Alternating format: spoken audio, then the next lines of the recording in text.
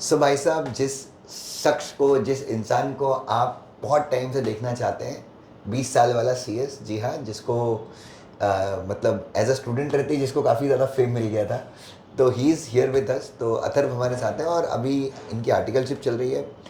आपको तो पता ही है, जब तक ये मेरे स्टूडेंट थे तब तक तो इनकी अपडेट्स मिलती रहती। तो अभी 6 महीने के लिए मार्केट से गायब हो गए थे, मतलब स्टूडेंट्स के बीच से। तो अथर्व, 6 महीने में क्या किया, थोड़ा सा ब्रीफ कर दो।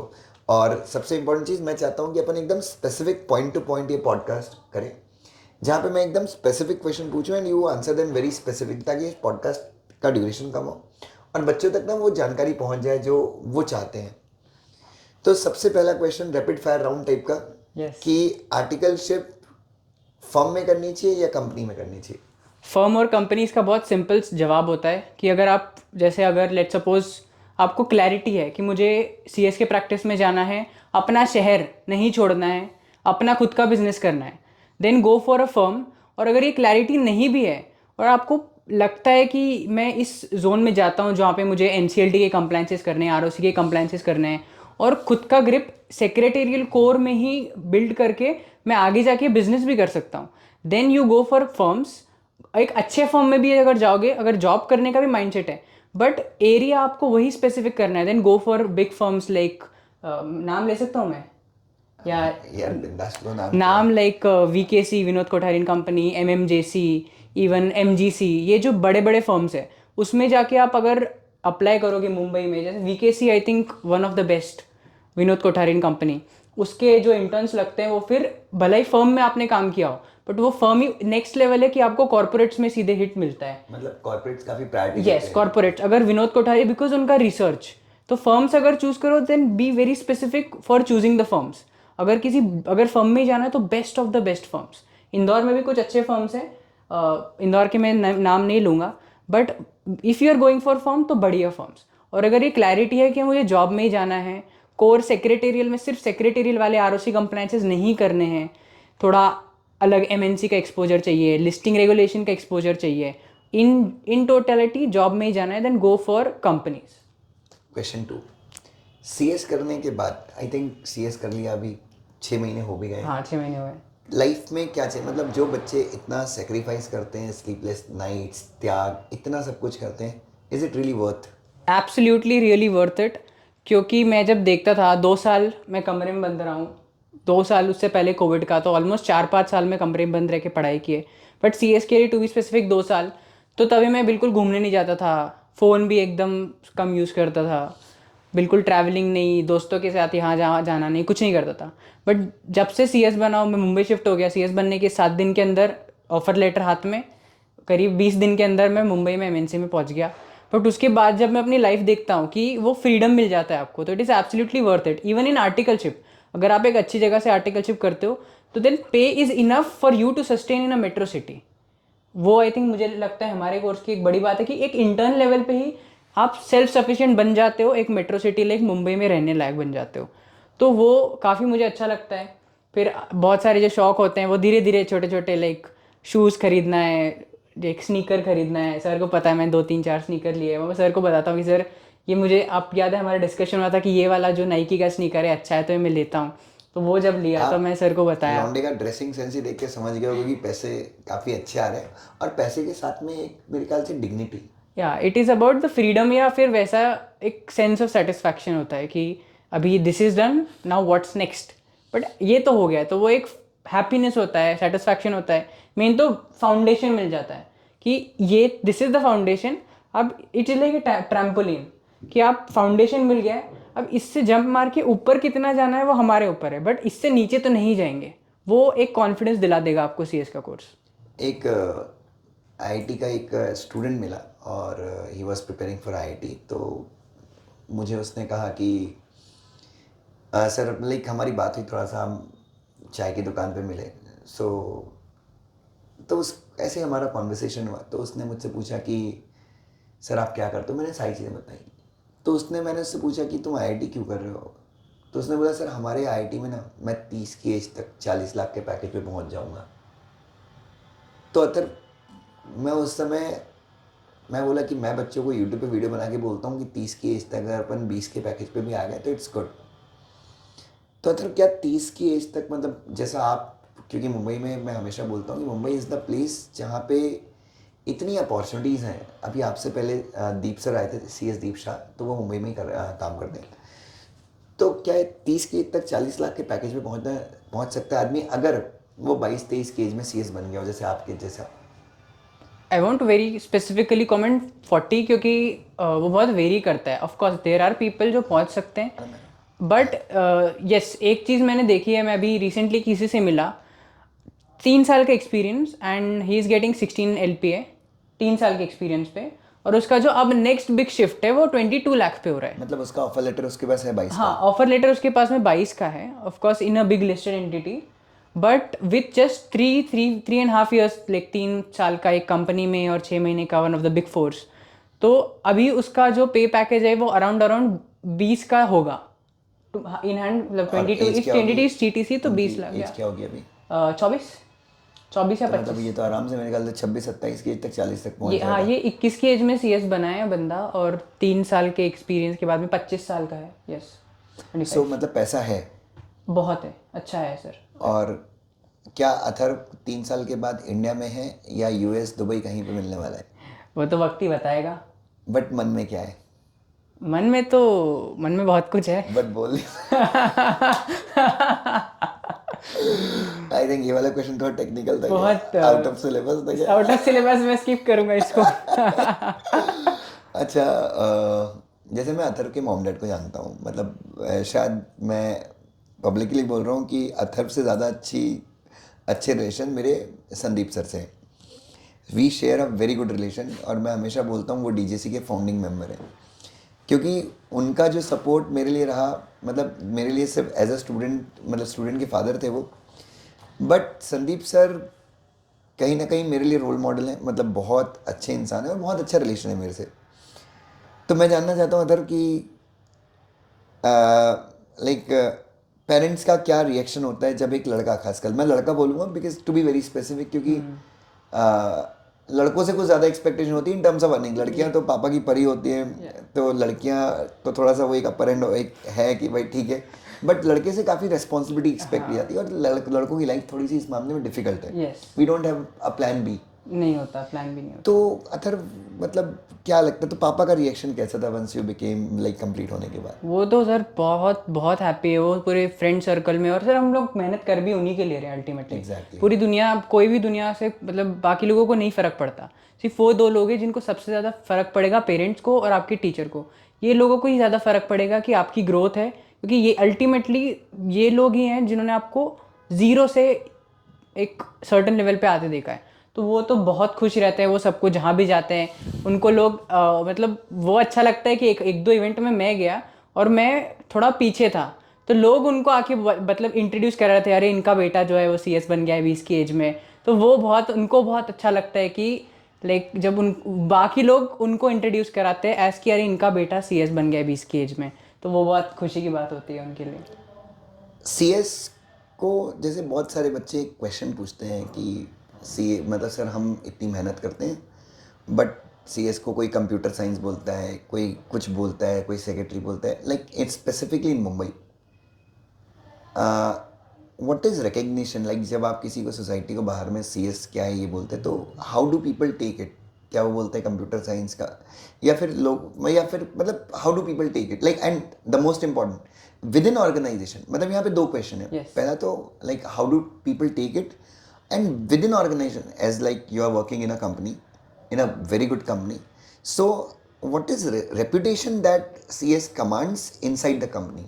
तो पहले तो जस्ट बिकॉज मैं मुंबई में रहता हूँ तो उनका भी एक जो आउटसाइड पर्सपेक्टिव में बताता हूँ। मैं एक बार लिफ्ट से नीचे उतर रहा था और एक आई थिंक 50 भी नहीं, ही इज़ इन 60s, एक दादाजी आए और उन्होंने मुझसे पूछा कि कहाँ जा रहे हो, मतलब उनको तो मैं लगा कॉलेज स्टूडेंट हूँ, मुझे पूछते कौन सा कॉलेज जाते हो। मैंने बोला कि no I work in company, MNC है ये, इधर पीछे ही है बिकॉज मैं पास में रहता हूँ। तो उन्होंने बोला कि अरे इतनी यंग एज में ऐसा क्या किया जो तू इस कंपनी में काम कर रहा है। तो फिर मैंने बोला मैं CS हूँ। तो देन ही गॉट शॉक कि अच्छा वो तो बहुत डिफिकल्ट होता है। एंड देन इट वो अलग, जब आप बताते हो कि I am a company secretary और सामने वाले को पता होता है, बिकॉज मुंबई जैसी सिटी में है रिकॉग्निशन, तो वो एक अलग रिस्पेक्ट से देखते हैं फिर वो आपको। वो दादाजी ने फिर उनके 4 लोगों को बताया। तो मेरी सोसाइटी में फिर ये बात, जो एक और बार अंकल नीचे नीचे उतरा था, तो फिर वो मुझे बोले कि अरे वो काका ने बताया कि तुम CS हो और कहाँ काम करते हो ये सब। तो सर आउटसाइड मतलब मुंबई में तो रिकग्निशन है।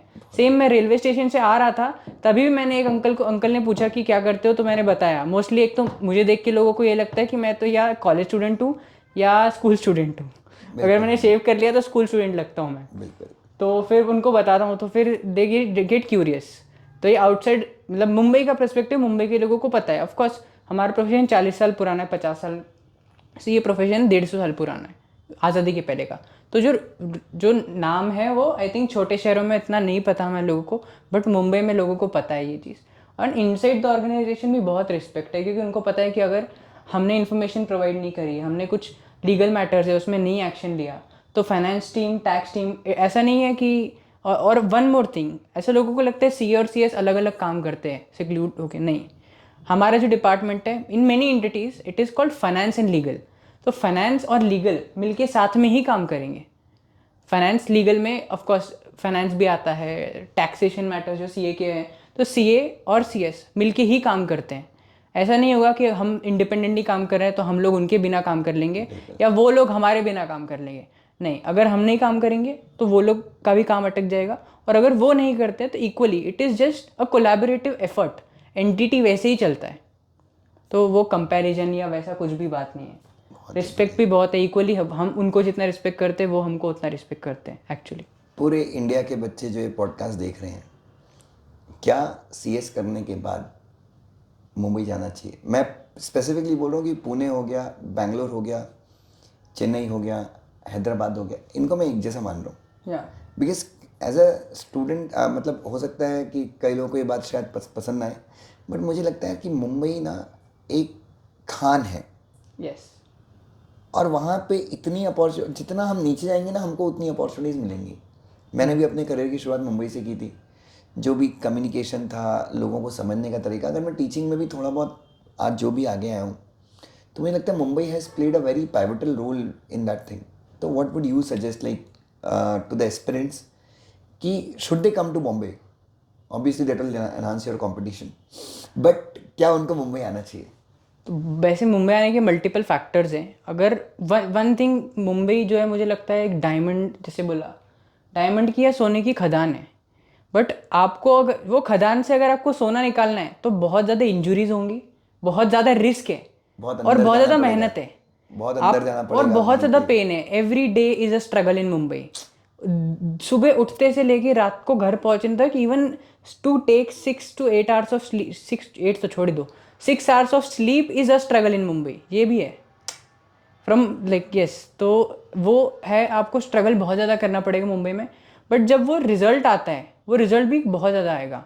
लेट्स सपोज अगर आप इंदौर में रहते हैं, तो इंदौर में अपना सर नॉर्मल स्टाइपेंड का रेंज जो है आपको पता ही है। मत बोले यार, बहुत ठीक दर्द है, होता है। वो ऑफ कोर्स एक छोटा शहर है तो यहाँ के खर्चे उसके हिसाब से, यही आप मुंबई में जाओगे तो एक नॉर्मल इंदौर जैसे शहर में जो स्टाइपेंड का रेंज है उसका 5 गुना मुंबई में मिलता है। सो अथर्व, आपका नॉर्मल खर्चा कितना हो जाता है मुंबई में?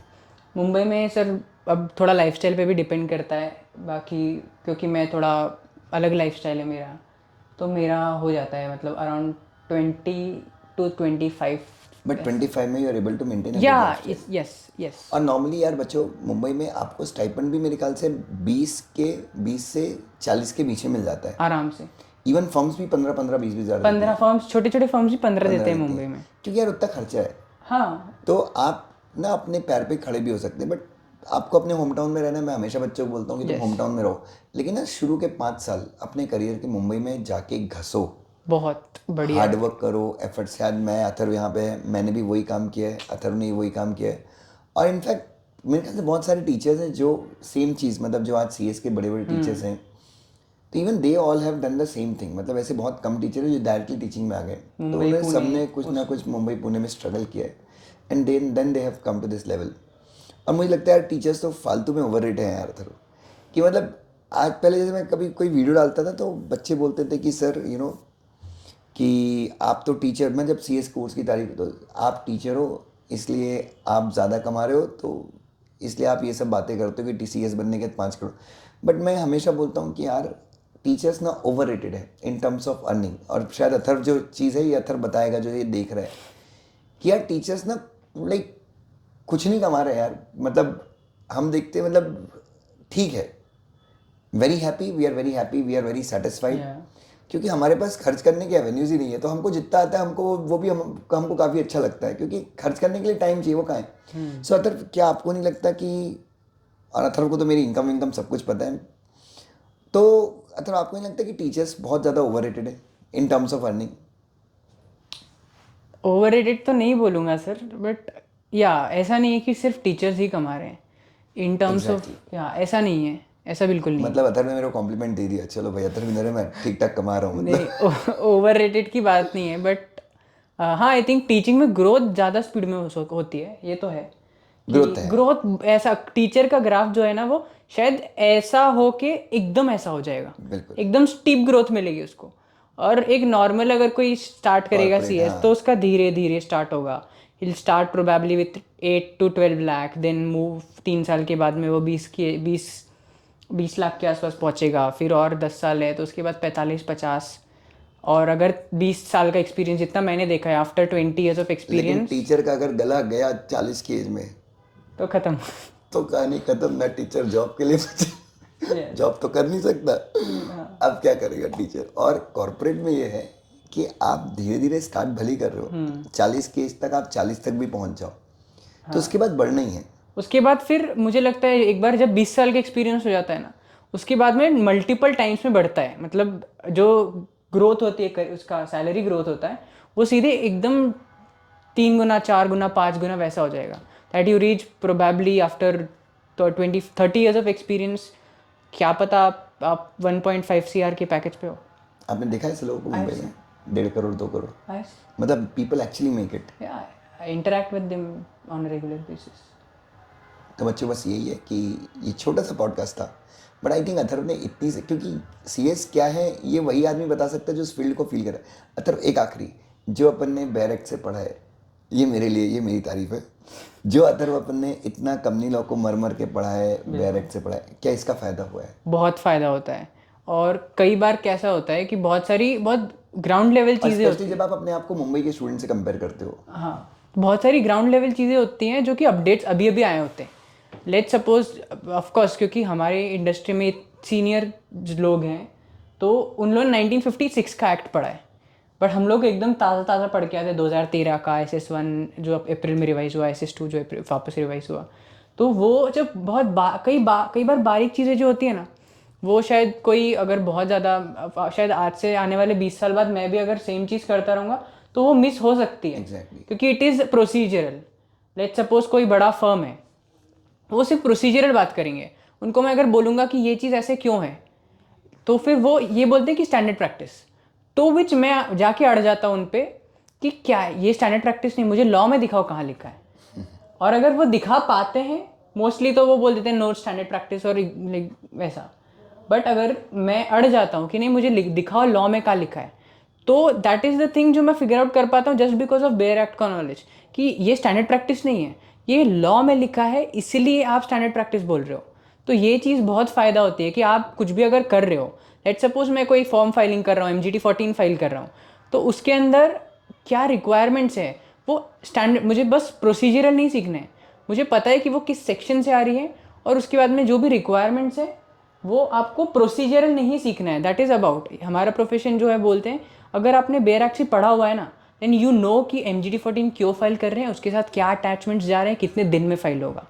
तो वो चीज़ है कि आपको अगर लॉ का नॉलेज है तो आपको कोई ऐसा बोल के बस ठग नहीं सकता कि ये प्रोसीजरल है. It is not a procedure, it is backed by law. That's really nice. So बच्चों, आई होप आपको ये पॉडकास्ट पसंद आया हो. क्या आप भी इस पॉडकास्ट का हिस्सा बनना चाहते हैं? कमेंट करके बताइए. डेफिनेटली आपके पास भी अगर CS करने के बाद इंस्पायरिंग स्टोरी है, we would definitely love to call you all the way to Indore. आपने मेरे से क्लास ली हो ना ली हो, इससे कोई फ़र्क नहीं पड़ता. फ़र्क इस चीज़ से पड़ता है कि व्हाट आप क्या फ़र्क सोसाइटी में क्रिएट कर रहे हैं, अपनी लाइफ में क्रिएट कर रहे हैं. Love you, God bless you. Thank you. Thank you बच्चों.